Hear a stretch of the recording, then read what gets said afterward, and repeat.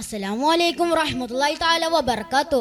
ബഹുമാനപ്പെട്ട ഉസ്താദുമാർ, മുത്തഅല്ലിം സുഹൃത്തുക്കളെ, ഈ ദാഫിയുടെ പ്രൗഢമായ വേദിയിൽ ഞാനൊരു കൊച്ചു കഥ പറയാം.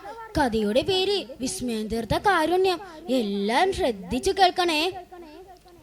മക്ക നഗരം വിജനമാണ്. മനസ്സിനെ കുളിരണിയിപ്പിക്കുന്ന കാലൊച്ച ഓരോ മൺതരിയും കൊതിച്ചു പോകുന്നു. ആ ഒരു പാദസ്പർശം എന്നില്ലായിരുന്നുവെങ്കിലെന്ന്.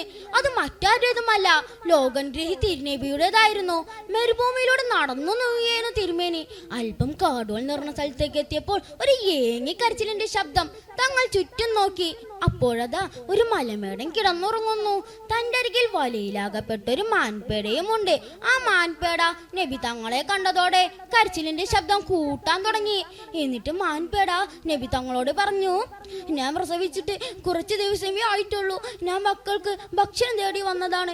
എന്നെ അയച്ചു വിട്ടാലും. നബി സല്ലല്ലാഹു അലൈഹി വസല്ലമ മലമേടനോട് പറഞ്ഞു, അതിനെ അഴിച്ചു വിടൂ. അതിന്റെ കുഞ്ഞുങ്ങൾക്ക് ഭക്ഷണം കൊടുത്ത് ഉടനെ തിരിച്ചു വരും. മലമേടൻ ചിരിച്ചുകൊണ്ട് ചോദിച്ചു, എന്ത് വിഡ്ഢിത്തരമാണ് നിങ്ങൾ പറയുന്നത്? അത് തിരിച്ചു വരുമെന്നോ? മലമേടൻ നൊന്ന ആലോചന ശേഷം വീണ്ടും പറഞ്ഞു, ശരി, ഞാനിതിനെ അഴിച്ചുവിടാം. നിങ്ങൾ ജാമ്യം നിൽക്കുമോ? നബി സല്ലല്ലാഹു അലൈഹി വസല്ലമ ചിരിച്ചുകൊണ്ട് ശരിയെന്ന് പറഞ്ഞു.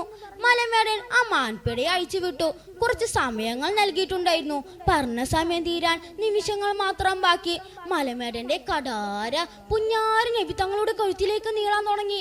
അതാ പൊടിപ്പടലങ്ങൾ പറത്തിക്കൊണ്ട് അത് വേഗത്തിൽ ആ മാൻപേടയെ എത്തി. മലമേടൻ അമ്പരന്നു പോയി. നിങ്ങൾ ആരാണ്? ഞാൻ അന്ത്യപ്രവാചകൻ മുത്തുനബി സല്ലല്ലാഹു അലൈഹി വസല്ലമയാണ്. അന്നു മുതൽ മലമേടൻ ഇസ്ലാം മതം സ്വീകരിക്കുകയും ആ മാൻപേടയെ അഴിച്ചുവിടുകയും ചെയ്തു. ഇത്രയും പറഞ്ഞുകൊണ്ട് ഞാൻ എൻ്റെ വാക്കുകൾക്ക് വിരാമം കുറിക്കുന്നു. അസ്സലാമു അലൈക്കും വറഹ്മത്തുള്ളാഹി തആല വബറകാതുഹു.